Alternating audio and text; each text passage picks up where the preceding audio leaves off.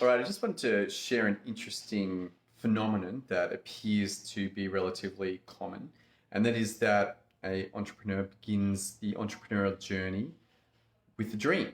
And that dream is that they will be a leader of their business, that their business will be profitable, that it will bring great rewards, both in the actual experience of being an entrepreneur as well as financial.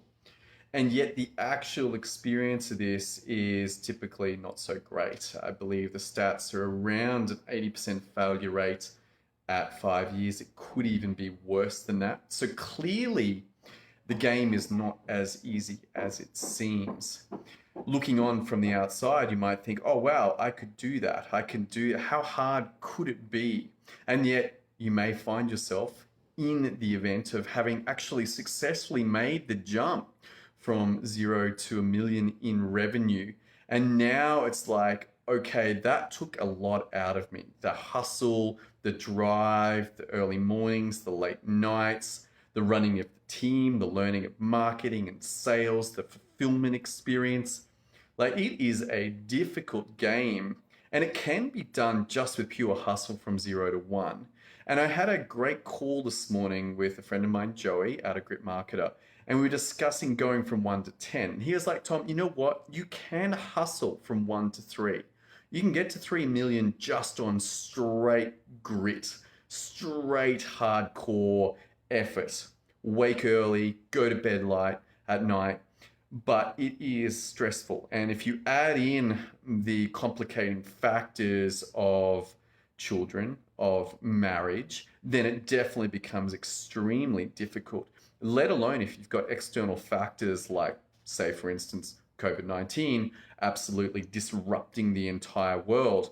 I was joking around that essentially it's been like a giant roulette wheel in the sky, and it got spun, and either it was like boom, yes, COVID-19's been awesome. Like, don't forget, some businesses have gone ballistically well during this period of time.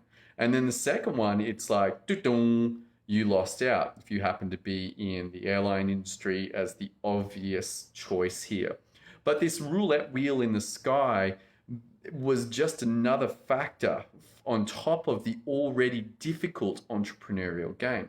So let's say that you did, in fact, make it through to that $1 million mark, and perhaps you got a couple of team, but you're noticing that things are slipping. Like, particularly if things are going well, then you might not worry about some of these things being lost. But let's say that you let a deal go, then that could be worth $300,000, $500,000. And you're like, well, there's 4 more after that. There's plenty of work. The analogy being a whole lot like a single guy on Tinder.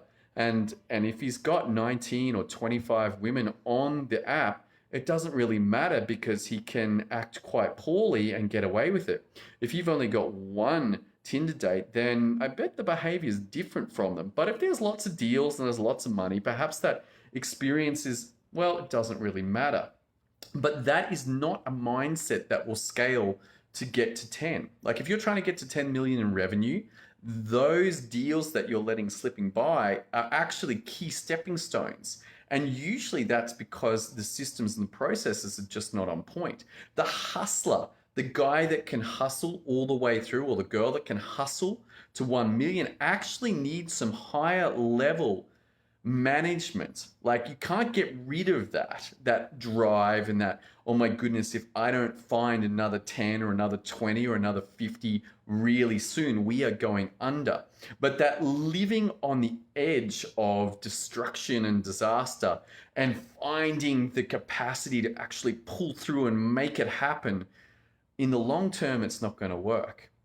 And there may well be an experience that if that guy, that hustler, tries to scale a business, then they're going to run into serious problems. And that's where the stress comes in. And even then, it seemed like in our discussions with Liz today, Joey's like, look, you're not going to get past 3 million.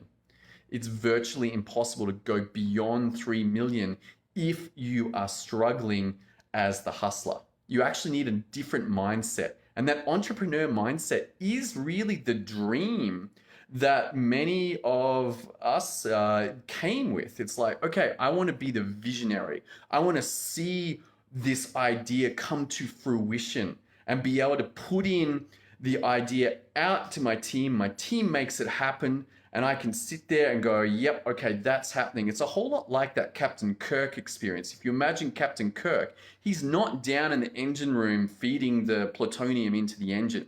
He's not down in the medic bay dealing with the broken arm. He's not dealing with all of the burning problems. He's making the decisions. And every now and then, there is something that is so important that he's called to deal with that. But the day to day, he's making decisions off what's happening at that bridge level. And that's really what I see as the entrepreneurial dream. And that is going to require your teams to have systems and processes on point.